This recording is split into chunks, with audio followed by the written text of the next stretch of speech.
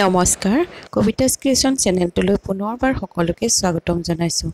আজি 38 সাইজৰ ব্লাউজৰ paper cutting এটা মই আপোনালোকৰ মাজলৈ লৈ আহিছোঁ। তেতিয়াহ'লে বলক আমি ভিডিঅ'টো ষ্টাৰ্ট কৰোঁ। 38 সাইজৰ ব্লাউজটো পেপাৰ কাটিং কৰিবৰ বাবে মই এখন পেপাৰ লৈ লৈছোঁ। পেপাৰখন মই দুভাঁজ কৰি লৈছোঁ আৰু যিটো বন্ধৰ ছাইড আছে সেই বন্ধৰ ছাইডটো মই নিজৰ ফালে ৰাখিছোঁ আৰু খোলা ছাইডটো আনফালে ৰাখিছোঁ। আপোনালোকেও তেনেকৈ লৈ ল'ব। প্ৰথমতে আমি ব্লাউজটোৰ দীঘলটো ল'ব লাগিব। মই 38 সাইজৰ ব্লাউজৰ দীঘলটো লৈছোঁ 15 ইঞ্চি। বেক পাৰ্টৰ কাৰণে 15 ইঞ্চি লৈছোঁ আৰু 15 ইঞ্চিত চেইনটো দি পেলাই মই আঁচ এডাল টানি লৈছোঁ। আপোনালোকেও এনেদৰে লৈ ল'ব। আৰু ফ্ৰণ্টৰ দিশটোৰ কাৰণে মই 16 ইঞ্চি লৈছোঁ, অৰ্থাৎ 15 আৰু 16। 15 আৰু 16 লৈ ল'লে আমাৰ হৈ যাব। এয়া মই আপোনালোকক লিখি দেখুৱাইছোঁ। বেক পাৰ্টৰ কাৰণে মই ল'লোঁ 15 আৰু ফ্ৰণ্টৰ ফালে ল'লোঁ 16। এতিয়া ডিঙিটোৰ জোখ লৈছোঁ মই 2 ইঞ্চি। ডিঙিটোৰ বাবে আমাক 2 ইঞ্চি লাগিব আৰু ডিঙিটোৰ দীঘলটো মই লৈছোঁ 9 ইঞ্চি। 2 আৰু 9 বিন্দুটো দি পেলাই তলৰ ফালে মই 2.5 ইঞ্চি লৈছোঁ। এতিয়া 2ৰ পৰা 9লৈকে চিধাকৈ আঁচডাল টানি ল'ব আৰু ইয়াতে ধুনীয়াকৈ শ্বেপ এটা দি দিব। আপোনালোকৰ যেনেকুৱা শ্বেপ দিবলৈ মন যায় তেনেধৰণে দি ল'ব পাৰিব। মই ইয়াতে ৰাউণ্ড শ্বেপ দিছোঁ, মোৰ ৰাউণ্ড শ্বেপটোৱে ভাল লাগে।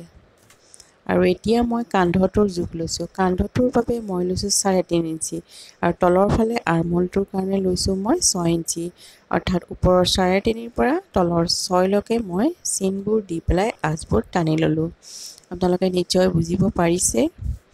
এতিয়া মই ইয়াতে ল'লোঁ 3 ইঞ্চি আৰু এফালেও ল'লোঁ 3 ইঞ্চি আৰু এই কোণটোত ল'লোঁ মই 1.5 ইঞ্চি। দেখিছেনে? 3ৰ পৰা এনেদৰে এইফালে 3লৈকে মই ধুনীয়াকৈ ঘূৰণীয়াকৈ শ্বেপটো দি ল'লোঁ। এইটো হ'ব আমাৰ হাতখনৰ শ্বেপ। এতিয়া আমি বুকুৰ জোখটো ল'লোঁ। বুকুৰ জোখটো মই ল'লোঁ 9.5 ইঞ্চি আৰু 2 ইঞ্চি এটা মই বেছিকৈ ৰাখিলোঁ, কিয়নো আমাক চিলাই লাগিব। আৰু তলৰ ফালে যিটো কঁকালৰ জোখ হয় তাত মই ল'লোঁ 9 ইঞ্চি। 9 ইঞ্চিত চিন এটা দি পেলাই 2 ইঞ্চি এটা বঢ়াই ল'লোঁ। এতিয়া সমানকৈ আঁচবোৰ টানি টানি ল'ব লাগিব। পেপাৰ কাটিংটো আপোনালোকে থৈ দিলে ধুনীয়াকৈ কাপোৰ এখনত সুন্দৰকৈ ব্লাউজ এটা চিলাই ল'ব পাৰিব। এতিয়া প্লেটৰ বাবে মই লৈছোঁ 4.5 ইঞ্চি। 4 ইঞ্চিত চিন এটা দি পেলাই ওপৰৰ ফালে ল'লোঁ 5 ইঞ্চি। এতিয়া 5ৰ পৰা তলৰ 4লৈকে মই আঁচডাল টানি ল'লোঁ আৰু দুইফালে মই 0.5 ইঞ্চি লৈ পেলাই আঁচবোৰ টানি ল'লোঁ। আমাৰ বেক পাৰ্টটো সম্পূৰ্ণ হৈ গৈছে। বেক পাৰ্ট ফ্ৰণ্ট পাৰ্ট মই দুয়োটা একেলগে কাটি লৈছোঁ। এতিয়া মাজেৰে পেপাৰখন মই এনেকৈ দুভাগ কৰি উলিয়াই ল'ম।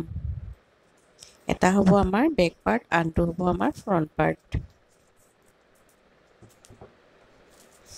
ফ্ৰণ্ট আৰু বেক দুয়োটাই ওলাই গৈছে। এতিয়া বেক পাৰ্টটো মই ডিঙিটো কাটি লৈছোঁ। প্ৰথমতে মই ডিঙিটোৱে কাটি লৈছোঁ। আপোনালোকে যদি মোৰ কাটিং ষ্টিচিঙৰ ভিডিঅ'বোৰ চোৱা নাই তেতিয়াহ'লে মোৰ চেনেলত গৈ চাব পাৰে আৰু শিকিব পাৰিব। এতিয়া মই হাতখন কাটি লৈছোঁ। মই যি ধৰণে দেখুৱাইছোঁ আপোনালোকে যদি একেধৰণে কাটিংটো কৰে, জোখ মাখবোৰ যদি সেই ধৰণেই আপোনালোকে পাৰফেক্টলি কৰে তেতিয়াহ'লে ব্লাউজটো 100% গেৰাণ্টি দি কৈছোঁ ফিটিং হ'বই।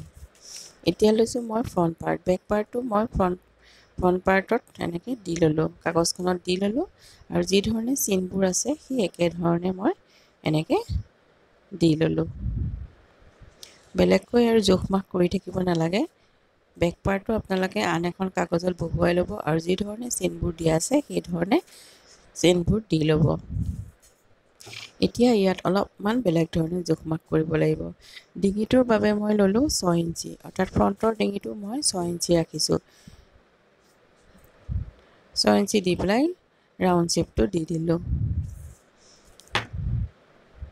আৰু আৰ্ম হোলটো যিহেতু ইয়াত দিয়াই আছে, এতিয়া মই ইয়াতে 0.5 ইঞ্চি এটা কমাই ল'লোঁ, অৰ্থাৎ ফ্ৰণ্টৰ আৰ্ম হোলটোৰ কাৰণে আমি 1 ইঞ্চিহে ল'ব লাগে, তেতিয়া আমাৰ হাতখনৰ শ্বেপটো ভাল হয়। আৰু মই বেল্টৰ কাৰণে ল'লোঁ 12.5 ইঞ্চি। 12.5 ইঞ্চিত চেইন এটা দি পেলাই চিধাকৈ আঁচডাল টানি ল'লোঁ। এতিয়া আমি ব্ৰাটোৰ জোখ ল'ব লাগিব। ব্ৰাটোৰ বাবে মই ল'লোঁ 6.5 ইঞ্চি আৰু এইখিনিতে ল'লোঁ 1 ইঞ্চি আৰু এইখিনিতে ল'লোঁ, এই চুকটোৰ পৰা মই ল'লোঁ 2.5 ইঞ্চি আৰু এইখিনিতে ল'লোঁ মই 1/2 ইঞ্চি। এইখিনিতে আপোনালোকে 1 ইঞ্চিও ল'ব পাৰে। এতিয়া এনেকৈ শ্বেপটো সুন্দৰভাৱে দি ল'লোঁ। ব্ৰাৰ শ্বেপটো দেখিছেনে কিমান সুন্দৰ হৈছে।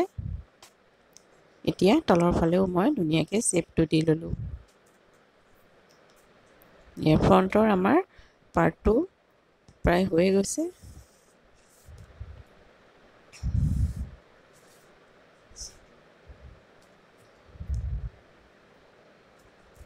এতিয়া য'ত য'ত চিনবোৰ দিছোঁ সেইধৰণে আপোনালোকে কাটি ল'ব। এডাল আমাৰ বেলডাল ওলাই গ'ল। এইটো হৈছে ব্ৰাটো।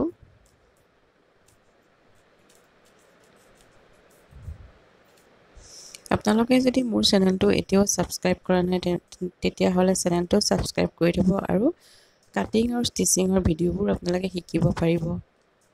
মই প্ৰতিটো চাইজৰে কাটিং আৰু ষ্টিচিঙৰ ভিডিঅ' বহুতখিনি আপলোড কৰি থৈছোঁ। আগলৈও দি যাম। আপোনালোকে মৰম আৰু আশীৰ্বাদ দি যাব।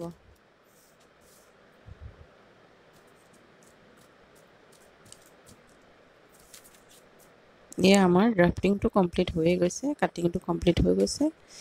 ফ্ৰণ্ট পাৰ্টটো আমাৰ হৈ গ'ল। এতিয়া ব্ৰাটো এইটো ব্ৰাটো আমি ব্লাউজত জোখ লগালে নহ'ব। এই ব্ৰাটো আমি ডাঙৰকৈ উলিয়াই ল'ব লাগিব। তাৰ বাবে আমাক লাগিব আন এখন কাগজ। আন এখন কাগজত আমি এই ব্ৰাটো ৰাখি পেলাই ব্ৰাটো ডাঙৰকৈ উলিয়াই ল'ব লাগিব। এই সৰু ব্ৰাটো মই এনেদৰে দুভাঁজ কৰি ল'লোঁ। মাজতে যিটো চিন আছে সেই চিনটোতে মই এনেদৰে কাটি দিলোঁ। আন এখন পেপাৰ মই লৈ লৈছোঁ।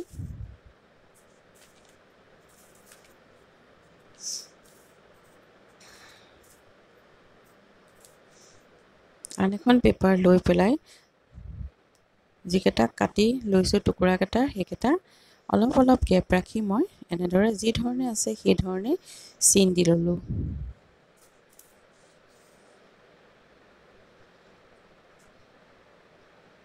আপোনালোকক মই একেবাৰে সহজ পদ্ধতিৰে বুজাবলৈ চেষ্টা কৰিছোঁ। আপোনালোকে নিশ্চয় বুজি পাইছে।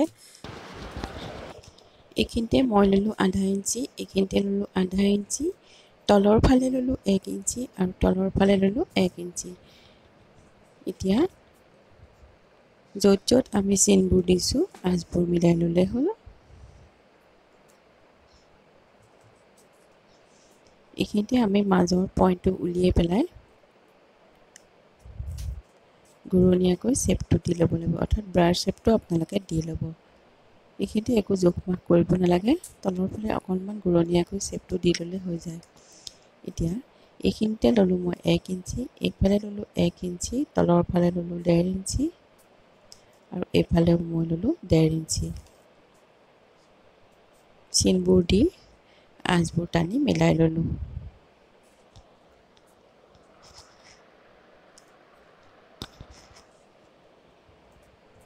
এতিয়া মাজৰ পইণ্টটো আমি উলিয়াই ল'ব লাগিব।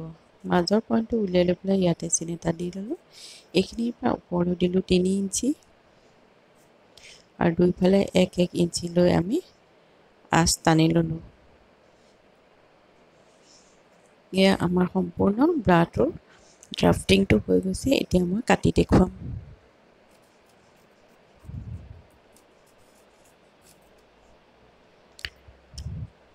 ভিডিঅ'টো চাই যদি আপোনালোকে অলপ হ'লেও উপকৃত হৈছে তেতিয়াহ'লে নিশ্চয় লাইক এটা কৰি দিব আৰু চেনেলটো যদি এতিয়াও ছাবস্ক্ৰাইব কৰা নাই তেতিয়াহ'লে ছাবস্ক্ৰাইব কৰি থ'ব। যিসকলে প্ৰথমবাৰৰ বাবে মোৰ চেনেলটোলৈ আহিছে তেওঁলোকক অনুৰোধ কৰিছোঁ তেওঁলোকেও যাতে চেনেলটো ছাবস্ক্ৰাইব কৰি থাকে, যাতে মোৰ আগন্তুক ভিডিঅ'বোৰ তেওঁলোকে চাব পাৰে। যিসকল কাটিং আৰু ষ্টিচিঙৰ প্ৰতি আগ্ৰহী তেওঁলোকে চাই পেলাই সুন্দৰকৈ শিকিব পাৰিব। আপোনালোকে কাটিং আৰু ষ্টিচিঙৰ ভিডিঅ'বোৰত মোক বহুতখিনি মৰম দিছে, সেইবাবে মই আগুৱাই যাব পাৰিছোঁ আৰু এনেদৰে আপোনালোকে মৰম আৰু আশীৰ্বাদ দি যাব যাতে আগন্তুক দিনবোৰতো মই এনেদৰে নতুন নতুন কাটিং আৰু ষ্টিচিঙৰ ভিডিঅ'বোৰ আপোনালোকৰ মাজলৈ আগবঢ়াব পাৰোঁ। এয়া আমাৰ সম্পূৰ্ণ ব্ৰাটো হৈ গৈছে। ধন্যবাদ।